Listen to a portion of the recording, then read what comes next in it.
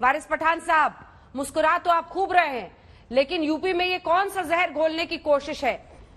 जब एसपी इनकार कर रहे हैं, क्यों मस्जिद के नाम पर आप सिर्फ वोट बैंक के लिए, सर सिर्फ वोट बैंक के लिए, आपको भी पता है कि किस तरह से सांप्रदायिक सौहार्द बिगड़ सकता है, फिर भी मस्जिद और मस्जिद के तोड़ने की बात, ऐसी बातें जिससे एसपी इनकार कर रहे हैं। देखिए अंजना जी, आज फिर एक चीज साबित हो गई कि हम आह भी करते हैं तो हो जाते हैं बदनाम, और वो कत्ल भी करते हैं तो चर्चा नहीं होता। जब बहन मायावती ने ब्राह्मणों का सम्मेलन लगाया तब तो किसी को तकलीफ नहीं हुई, कोई पोलराइजेशन की बात नहीं हुई।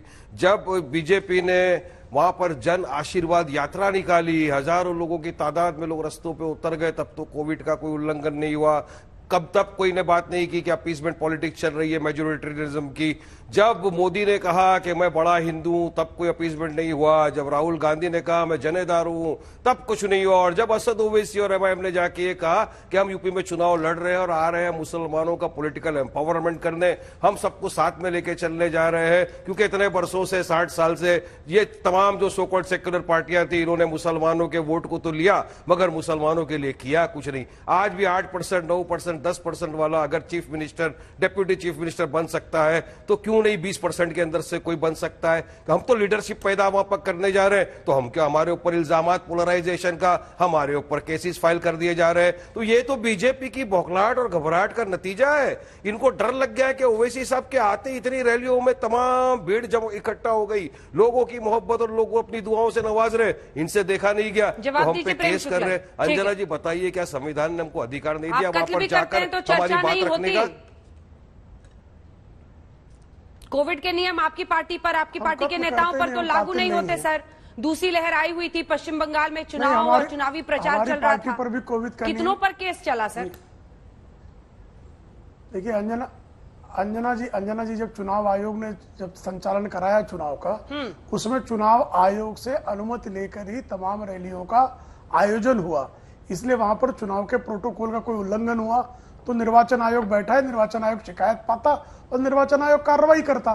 यहाँ पर जिस आपको 50 व्यक्तियों के सभा की अनुमति थी और आपने 50 से अधिक व्यक्तियों को वहां निमंत्रित कर लिया, तो स्वाभाविक तौर पर प्रशासन आपके खिलाफ कार्रवाई करेगा। और उसके बाद अगर आप विद्वेषपूर्ण बातें करेंगे, सामाजिक विद्वेष फैलाने का दुष्कांड रचेंगे, तो स्वाभाविक तौर पर प्रशासन का दायित्व बनता है कि इस तरह से सांप्रदायिक विद्वेष फैलाने वाले व्यक्ति के खिलाफ कानूनी कार्रवाई की जाए। तो उस कानूनी कार्रवाई पर इतना जो है स्यापा करने की क्या आवश्यकता है? अच्छा ठीक है, इसका जवाब वो देंगे, लेकिन उससे पहले एक बार सुप्रिया जी के पास चलते हैं। सुप्रिया जी, आज तो खूब जमकर बरसे हैं ओवैसी साहब। उन्होंने कहा है कि शेरवानी, देखिए मैं पहनकर निकलता हूं, शेरवानी पहनने वाले नेहरू जी थे, लेकिन कांग्रेस पार्टी का कोई भी नेता आज मुस्लिमों के साथ खड़ा नहीं दिखाई देता है। ये हिंदू की जो लहर इस देश में चली है उसको लेकर उन्होंने कांग्रेस पार्टी को कटघरे में खड़ा किया है कि आज मुस्लिमों की आवाज उठाने में आप डरते हैं।